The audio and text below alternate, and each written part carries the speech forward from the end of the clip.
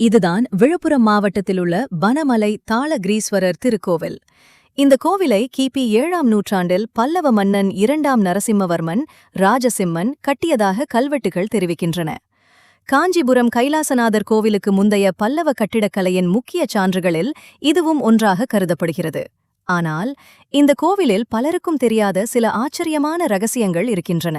முதல் ரகசியம், கருவறையின் உள்ளே சுமார் 1300 ஆண்டுகள் பழமையான அரிய பார்வதி தேவியின் சுவர் ஓவியம் உள்ளது. தமிழ்நாட்டில் பாதுகாக்கப்பட்டுள்ள மிகப் பழமையான சுவர் ஓவியங்களில் இதுவும் ஒன்றாக கருதப்படுகிறது. காலத்தின் தாக்கத்தால் இந்த ஓவியம் மெல்ல மெல்ல மங்கிக் கொண்டிருப்பதால் இதை பாதுகாப்பது மிகவும் அவசியமாகியுள்ளது.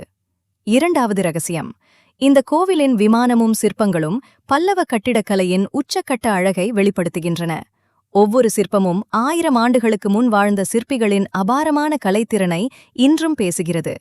மூன்றாவது ரகசியம், சிவன் கருவறையை சுற்றி மிகவும் குறுகலான சந்தார பிரதட்சிணை பாதை அமைக்கப்பட்டுள்ளது. இது பல்லவர் கால கோவில் கட்டிடக்கலையின் அரிய அம்சங்களில் ஒன்றாகும். காலப்போக்கில் இந்த பாதை பொதுமக்கள் பயன்பாட்டிலிருந்து மூடப்பட்டு மறைக்கப்பட்டுள்ளது. நான்காவது ரகசியம், கருவறையின் பின்புறத்தில் காணப்படும் சோமாஸ்கந்தர் சிற்பம் சிவன், பார்வதி மற்றும் முருகன் இணைந்த பல்லவர் காலக்கலையின் அரிய சின்னமாகும்.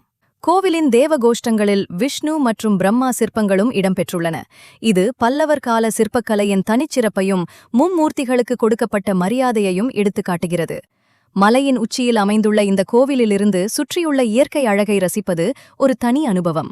அமைதியும் ஆன்மீகமும் வரலாறும் ஒன்றாக இணையும் இந்த இடம் 1000 ஆண்டுகள் கடந்தும் இன்னும் பல மர்மங்களை தன்னுள் மறைத்து நிற்கிறது.